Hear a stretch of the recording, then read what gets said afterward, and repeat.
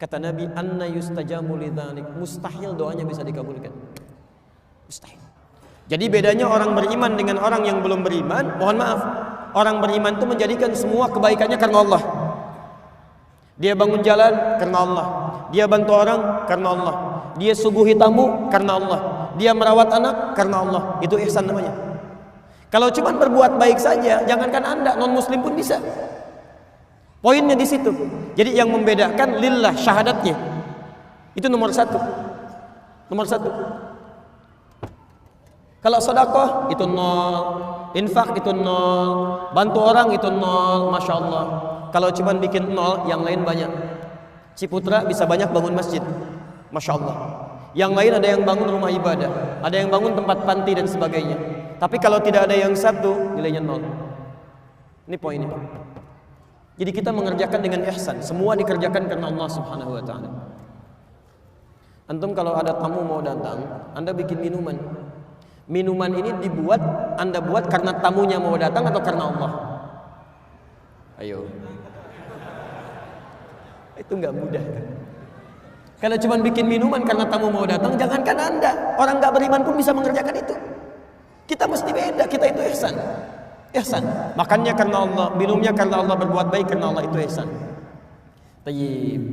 Kalau Anda bisa gabungkan 4 nama ini, masya Allah, fisiknya sehat, sifatnya baik, punya sikap baik, dan dilakukan karena Allah Subhanahu wa taala, maka berubah namanya menjadi sholih. Ini nama yang kelima. Makanya ini sudah fitrah pada diri setiap orang tua, pasti akan meminta anak yang saleh. Itu sudah fitrah. Saya belum pernah dengar sampai dengan hari ini ada seorang ibu yang khusyuk berdoa, ya Allah, anugerahkan hamba ya Allah anak yang thayyib. Itu enggak ada. Pasti saleh. Pasti ini. Silakan Anda cek. Jadi kalau Anda meminta ya Allah anugerahkan anak yang saleh, artinya Anda meminta keempat hal ini. Badannya sehat, kemudian sifatnya bagus, sikapnya baik, dan dekat dengan Allah Subhanahu wa taala. Mau yang seperti itu? Ini yang akan kita turunkan insyaallah. Baik. Jelas di sini? Halo? Kalau jelas saya teruskan ya. Tahan, saya hapus ini aja dulu. Saya hapus dulu ya. Sekarang perhatikan. Saya cek dulu sebentar. Usia kandungan, pendidikan pertama, apa yang diisyaratkan oleh Quran? Nah, ini yang agak repot ini. Ada 4 tipe orang pembelajar kata para ulama. Yang pertama, cepat ingat, lambat lupa. Yang kedua, cepat ingat, cepat lupa. Yang ketiga, lambat ingat, lambat lupa. Yang keempat ini yang agak repot. Lambat ingat, cepat lupa. Ya susah saya. Baik, antum yang mana sebetulnya? La haula wala quwwata illa billah. Baik, pendidikan pertama berdoa, meminta anak yang saleh. Ya. Tolong ini jangan diabaikan ya. Kelihatan seperti biasa tapi dampaknya akan banyak. Yang kedua, apa doa spesifiknya? Apa doa spesifik yang dimintakan supaya anak ini tumbuh dengan saleh? Kita lihat tafsiran nabinya, bukan pendapat pribadi di sini. Antum cari mau hadis yang tebal bahasa Arab atau yang tipis ada terjemahan. Oh, baik. Cari di Al-Arba'in hadis nomor keempat, riwayat Abdullah bin Mas'ud radhiyallahu ta'ala anhu, posisi paling kiri sebelah atas. Saya bacakan hadisnya. Nanti kalau sedang ada yang mengandung, khususnya nanti sebelum 4 bulan dengan di atas 4 bulan itu agak berbeda doanya. Saya bacakan hadisnya. Bismillah. Qala Rasulullah sallallahu alaihi wasallam wa huwa as-sadiqul masduq. Satu kali Rasulullah sallallahu alaihi wasallam pernah bersabda, sedangkan beliau orang yang selalu benar dan dibenarkan oleh orang lain. Inna ahadakum yujma'u fi batni ummihi 40 yawman nutfah. Sungguh setiap Anda itu setiap anak cucu Adam akan dihimpun di perut ibundanya dengan berproses. 40 hari pertama berbentuk nutfah, campuran antara spermatozoa dengan ovum, baru bercampur, berproses. Thumma yakunu mithla dzalika 'alaqah. 40 hari yang kedua berbentuk 'alaqah, zighat yang mulai menempel di dinding rahim. Thumma yakunu mithla dzalika mudighah. 40 hari ketiga, usia 4 bulan sudah berbentuk mudighah. Saya pernah mengamati di Fakultas Kedokteran, itu istilahnya pun sama, menggunakan istilah hadis, mudighah. Ya, sebentuk daging kunyahan yang mulai ada bentuknya. Tayyib, ini yang menarik. Thumma yursalu ilaihil malak fayanfukhu fihi roh. Dalam usia 4 bulan inilah kemudian diutus malaikat untuk meniupkan rohnya dengan izin Allah Subhanahu wa ta'ala. Dimohon sebesar-besarnya kalau ada yang tengah mengandung atau dalam proses kandungan sudah masuk pada usia 4 bulan, itu artinya rohnya sudah ditiupkan. Nah, dalam usia 4 bulan ini kemudian wa yu'maru bi katsbi arba'in, diperintahkan oleh Allah Subhanahu wa ta'ala untuk menetapkan 4 hal. 4 hal. 1, bi katsbi rizqihi, tetapkan rizkinya. Kedua, wa ajalihi, ajalnya. Yang ketiga, wa amalihi, amal perbuatannya.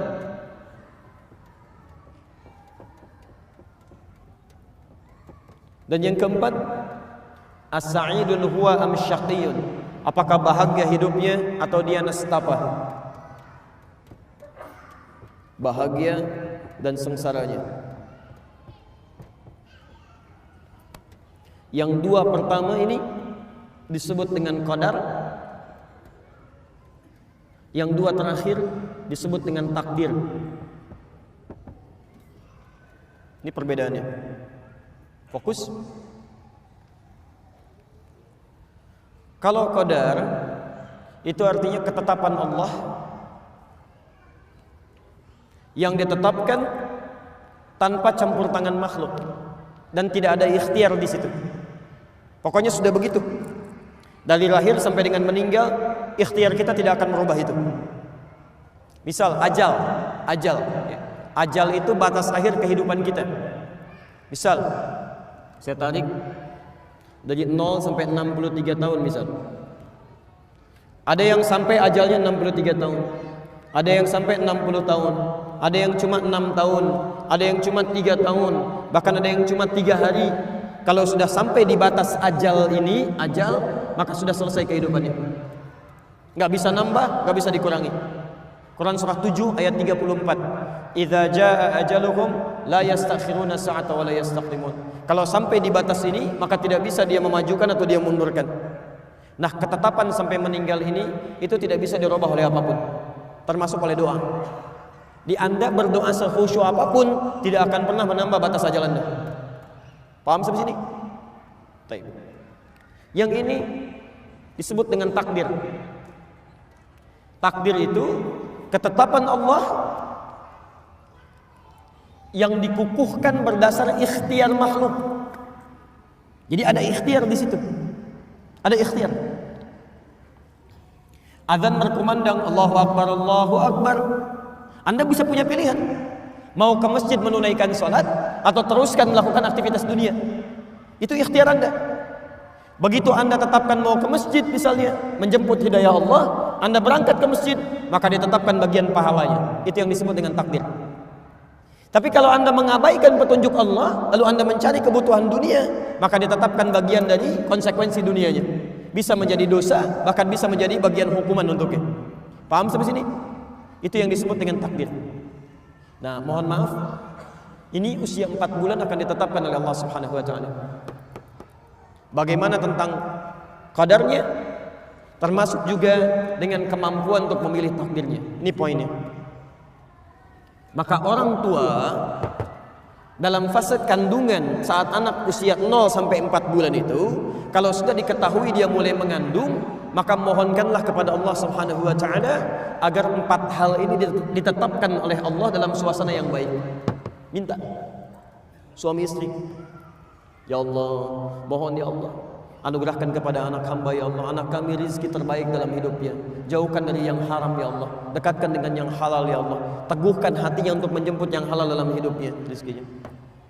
Ya Allah, mohon ya Allah, berapapun ajal yang telah Engkau tetapkan bagi anak hamba nanti ya Allah, mohon jadikan setiap detik dalam kehidupannya, setiap delik usianya sebagai kebaikan-kebaikan yang mendapatkan pahala dari sisi-Mu. Ya Allah, mohon ya Allah, bimbing dia untuk selalu mengerjakan amal-amal yang saleh, meninggalkan perbuatan-perbuatan buruk. Mohon ya Allah, jadikan hidupnya penuh dengan kebahagiaan dan jauh dari segala nestapa dan kesengsaraan hidup. Ini 4 hal sebelum masuk usia 4 bulan. Jelas di sini? Ini sunnah. Ini sunnah yang mohon maaf sampai hari ini jarang memasyarakat di tengah-tengah komunitas kita. Ini poin yang sangat penting, kadang-kadang sangat menentukan. Taib. Usia 4 bulan ke atas, konsep pendidikannya tidak hanya tercukup kepada doa, meminta anak yang saleh, tapi juga sifat saleh dalam doa ini, awas hati-hati ya, mesti dipraktikkan dalam bentuk ikhtiar. Tolong garis bawahi konsep ini ya. Doa itu tidak cukup dimohonkan kepada Allah, tapi harus disandingkan dengan ikhtiar yang mewujudkan doa yang dimohonkan. Misal,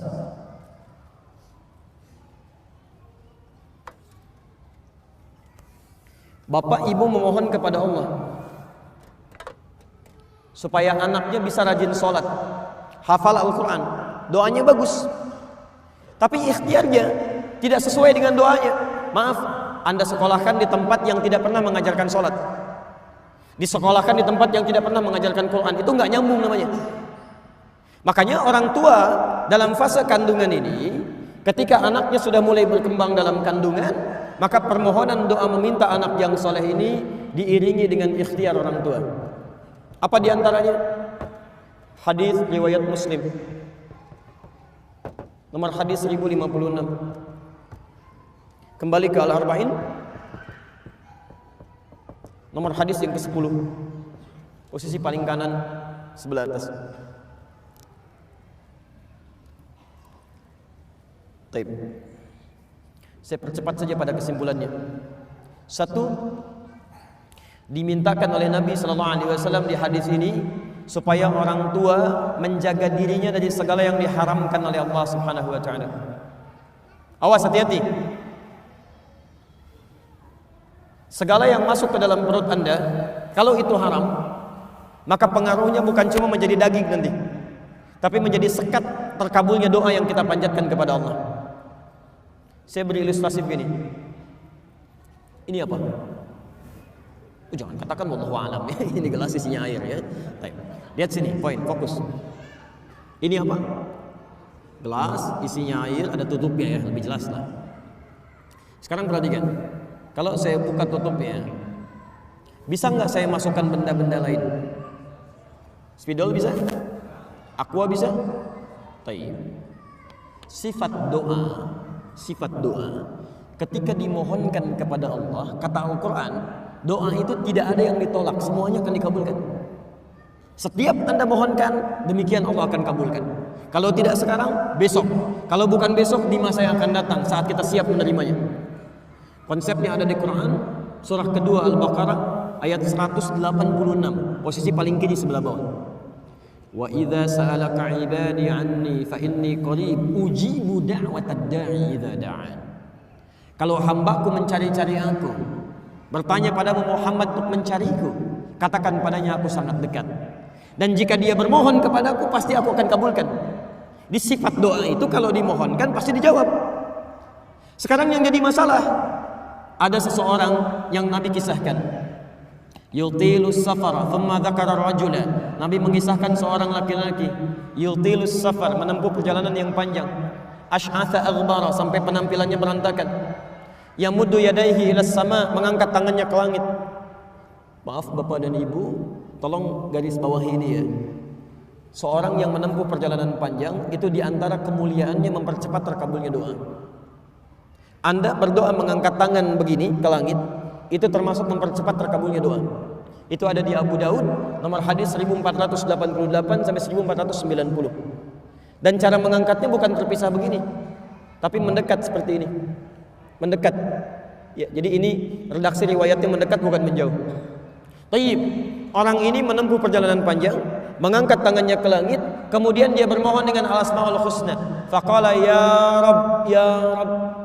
Keterangan ketiga dalam Al-Quran, surah ke-17 dari ayat 110 sampai 111, posisi paling kanan sebelah atas. Qulid'ullaha awil rahman ayyamma tad'u falahul asmaul husna. Kalau Anda punya kebutuhan, sebut nama Allah atau namanya Ar-Rahman, atau kalau Anda paham, cari nama-nama Allah yang sesuai dengan kebutuhan kita. Jadi kalau punya kesulitan, sebut ya Allah ya Al-Fattah. Kurang rezeki, sebut ya Allah ya Razzaq. Ada yang mengganggu, sebut ya Allah ya Al-Jabbar. Dan puncaknya menyebut dengan nama rububiyah, ya Rabb, ya Rabb. Makanya Anda sering berdoa menggunakan kalimat Rabb. Rabbana atina fid dunya hasanah. Rabbana la tu'akhidna in nasina aw akhtana. Rabbana zalamna anfusana. Rabb. Orang ini menyebut dengan menggunakan Rabb. Menempuh perjalanan panjang, mengangkat tangannya ke langit, memulai dengan al-asmaul husna, ya Rabb, ya Rabb. Seharusnya doanya 6 kali dikabulkan lebih cepat dari orang biasa. Kata Nabi, anna yustajamu lidzalik. Mustahil doanya bisa dikabulkan. Mustahil. Kenapa? Mat'amu haramun, karena makanan yang masuk haram. Mashrabu haramun, minumannya haram. Malbasu haramun, pakaiannya haram. Wa ghudhiya biharami, dan perangkat hidupnya haram. Mohon izin teman-teman sekalian, perhatikan sekali lagi. Kalau ada seseorang mengkonsumsi yang haram, maka itu akan menjadi daging, kemudian menutup sekat-sekat kebaikannya begini. Kalau sudah tertutup begini, Allah saat ingin mengabulkan doa bukan tidak ingin mengabulkan. Saat akan dikabulkan gak bisa tuh, balik lagi. Gak bisa masuk. Makanya orang-orang seperti ini, kalau sudah doanya sulit dikabulkan, nanti maaf, mendengar kebaikan pun susah juga. Quran surah 6 ayat ke-25. Wa fi adhanihim waqra, karena dia makan yang haram, beredar dengan darah, jadi daging menyumbat telinganya. Dengar azan susah. Padahal ini masjid, ini rumah dia, masya Allah. Speakernya ngadap ke rumah dia, ke kamarnya langsung. Allahu Akbar, gak kedengaran pak, gak kedengaran. Tapi konser musik yang dari Senayan, tinggal di Surabaya, konsernya dari Senayan, kedengaran pak. Susah tuh. Itu wa fi adhanihim waqra. Jadi kalau dalam kandungan orang tua, ayahnya membawa yang haram, ibunya masak di rumah, masuk ke dalam perutnya, itu bencana pertama. Bencana pertama. Saya pertama tiba di Indonesia, kemudian ke Bekasi, ada seorang ibu konsultasi dengan suaminya mengenai anaknya. Ini menarik ini, karena ibu bapaknya rajin taklim pak, rajin taklim. Tapi anaknya itu sulit diaturnya luar biasa. Jadi tidak ada sekolah yang bisa menerima kecuali cuma 5 menit. Dan ibunya sudah paham, kalau ngantarkan ke sekolah yang baru akan menunggu di depan pintu gerbang sekolahnya selama 5 menit, karena akan diantarkan lagi. Saking sulit diatur. Tiba-tiba ikut belajar dengan kami, bertahan sampai 1 jam. 1 jam. Ibunya keheranan bertanya, Ustaz, alhamdulillah anak saya bisa bertahan. Justru saya ingin bertanya kepada ibu, ini anak siapa? Karena mustahil orang tua yang saleh kemudian turun kepada karakter anak yang berbeda. Ya, saya masuk dengan bahasa yang halus. Ini Ananda punya kepribadian yang berbeda dengan orang tuanya. Bisakah ibu dan bapak cerita? Ternyata Allahu Akbar, benar, itu anak kembar yang dilahirkan lewat rahim perempuan yang lain. Lahir kembar, yang satu diadopsi oleh seorang artis, satu lagi oleh beliau ini. Kenapa diambil oleh beliau? Karena kehidupan orang tuanya memprihatinkan. Ayahnya sibuk dengan pencurian, istrinya suka mabuk-mabuk. Jadi begitu sedang dikandung, bapaknya bawa yang haram, istrinya senang mabuk. Begitu dilahirkan, lahirlah karakter anak yang sulit diatur itu. Itu nggak mudah. Ya.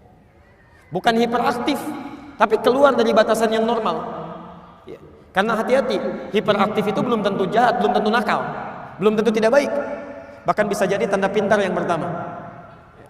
Saya turunkan dulu ya. Jadi ini suami mulai mencari rezeki yang halal. Lalu yang kedua, mulai meningkatkan amal saleh. Ini. Dan saya berhenti di sini dulu. Satu berdoa, dua cari rezeki yang halal, Ketiga, mohon maaf, dalam usia kandungan khususnya 4 bulan, 5 bulan sampai ke persalinan, suami istri mulai meningkatkan amalan solehnya. Yang tadinya jarang tahajud sekarang mulai tahajud. Yang jarang baca Al-Quran sekarang mulai baca Quran, ya. Yang jarang kemudian tilawah sekarang tilawah, baca tafsir, sering berzikir. Itu Masya Allah. Saat putra kami di usia-usia seperti ini dalam kandungan, kita datang untuk konsultasi mengenai keadaan janin pada dokter perempuan di Ciputat pada saat itu. Anda tahu apa yang disampaikan dokter ini? Pak, ini kami sudah ada pertemuan dokter-dokter muslim se-Asia. Disimpulkan ternyata ada pengaruh positif yang langsung sampai kepada janin anak yang dikandung dari peningkatan amal soleh kedua orang tuanya. Dan di Malaysia pernah diuji ketika seorang anak dalam kandungan dibacakan Al-Quran langsung, khususnya oleh ibunda atau ayahandanya, itu Masya Allah berubah posisi janinnya menjadi bersujud, jadi berputar begini. Itu langsung. Itu dokter yang menyampaikan. Kalau orang biasa mungkin bisa saya dengarkan, saya tinggalkan. Ini dokter. Lalu kami coba praktikkan pada anak kami, anak yang pertama. Ya, kita coba mulai tingkatkan amal saleh, baca Al-Quran, sampai kami beli speaker aktif. Ya, kemudian diisi USB. Di situ Quran aja terus berputar sampai 24 jam sampai hari ini. Ya. Di walaupun kita kosong, rumah tidak ada, itu Qurannya tetap putar, Pak. Kalau antum nanti ingin coba silahkan, akan ada suasana yang berbeda. Nikmat, tenang gitu. Kadang-kadang jadi hidayah. Jadi hidayah di situ. Nah, kalau istri kami sedang kesulitan, capek, maka pakai earphone, tempelkan di perutnya. Ya, maka terus Quran diperdengarkan. Apa yang terjadi?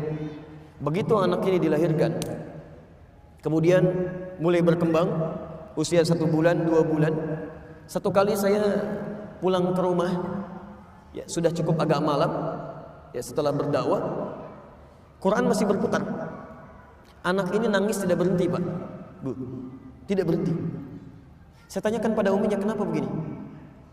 Beliau katakan, Bu, ya nggak tahu katanya. Dari tadi nangis terus gak pernah berhenti. Ya, saya diamkan susah. Saya coba merenung diam. Setelah itu saya katakan, coba ganti suratnya dengan Ar-Rahman, putar. Begitu diputar suratnya, ternyata diam. Saya bilang kembalikan ke ayat tadi, ternyata nangis lagi. Allahu Akbar. Ternyata ayat yang sedang dia perdengarkan itu, yang sedang dia dengar, itu ayat yang sedang berbicara tentang siksa neraka. Di anak yang terus diperdengarkan, respeknya kepada Quran tinggi. Begitu dia bisa merangkak pertama kali ketika melihat bapak ibunya sedang memulai murajaah Quran. Kami sedang murajaah Quran, si anak ini dengar Quran, dia mengejar, Pak. Sampai kami beri nama Muhammad Hamilul Quran, yang lekat dengan Al-Quran. Ini pasti ada pengaruhnya. Ya. Jadi antara ikhtiar yang Anda lakukan dengan apa yang kemudian Anda hadirkan pada anak pasti akan ada pengaruhnya. Ini yang dilakukan oleh orang tua Imam Asy-Syafi'i, yang dilakukan oleh orang tua Imam Ahmad bin Hanbal, yang dilakukan oleh orang tua Imam Al-Bukhari. Nanti kalau ada waktu saya akan ceritakan bagaimana